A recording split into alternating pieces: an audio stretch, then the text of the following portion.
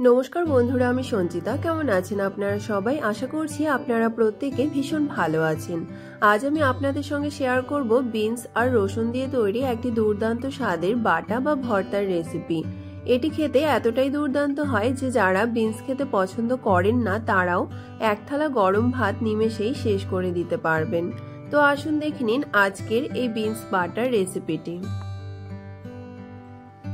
Beans বাটা তৈরি করার জন্য আমি এখানে কিছু বিনস নিয়ে নিয়েছি। এবার এই বিনসগুলোকে টুকরো করে কেটে নিচ্ছি।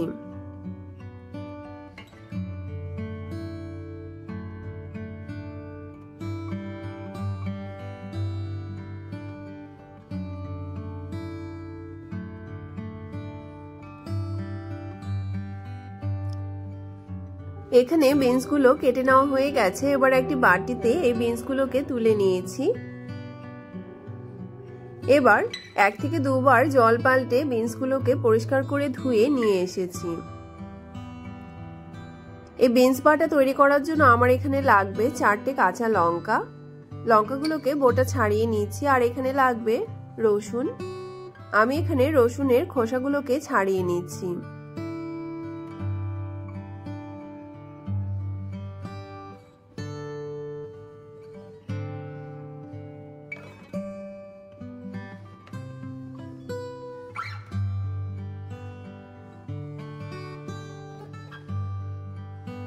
আমার এখানে 5 থেকে 6 কোয়া রসুন এই রেসিপিটি তৈরি করতে লাগবে। এবার গ্যাসে একটি কড়াই বসিয়ে দিয়েছি। কড়াইয়ে দিয়ে দিয়েছি বেশ খানিকটা জল, দিয়ে ধুয়ে রাখা বিনসগুলোকে দিয়ে দিয়েছি। আর এখানে দিয়েছি সামান্য লবণ। এবার এই বিনসগুলোকে সেদ্ধ হতে দিতে হবে। এখানে বিনসগুলো সেদ্ধ হয়ে গেছে। এবার এই বিনসগুলোকে একটি পাত্রে নামিয়ে জল ঝরিয়ে ঠান্ডা করে নেব।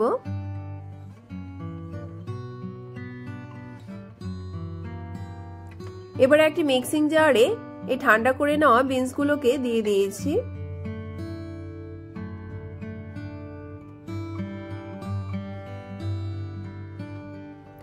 এবার এতে রসুন আর কাঁচা লঙ্কাগুলোকেও দিয়ে দিতে হবে।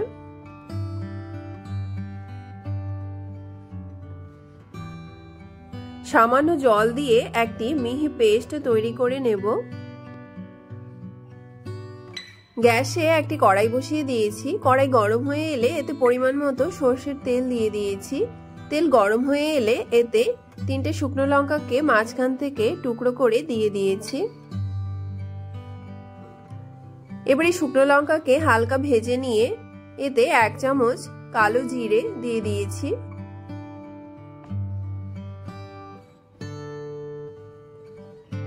এবার কালো জিরে আর শুকনো লঙ্কাকে আবারও একটু ভেজে নিতে হবে।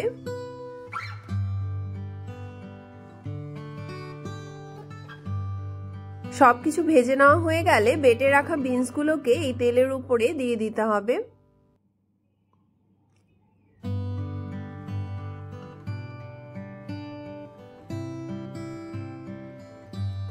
এবার তেলের সঙ্গে সবকিছুকে সুন্দরভাবে মিশিয়ে নিচ্ছি।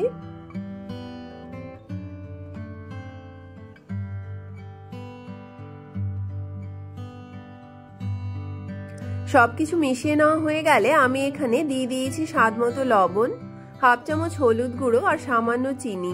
আপনারা যদি চিনি খেতে পছন্দ না করেন তাহলে মিষ্টিকে স্কিপ করতে পারেন। এবার সবকিছুকে সুন্দরভাবে মিশিয়ে নিচ্ছি।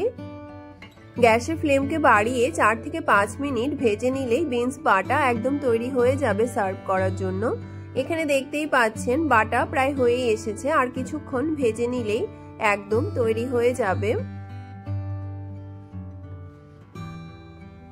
এখানে বাটা একদম তৈরি হয়ে গেছে। দেখতেই পাচ্ছেন কতটা সুন্দর হয়েছে দেখতে। এটি খেতে ততটাই সুস্বাদু হয়েছিল। সাদা গরম ভাতের সঙ্গে এমন বিনস বাটা হলে অসাধারণ হয় খেতে।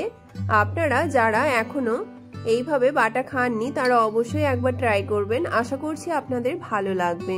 এখানে আমি একটি বাটিতে সার্ভ করে নিয়েছি। আপনাদের যদি এই রেসিপিটি ভালো লেগে থাকে তাহলে আপনারা অবশ্যই একবার ট্রাই করবেন।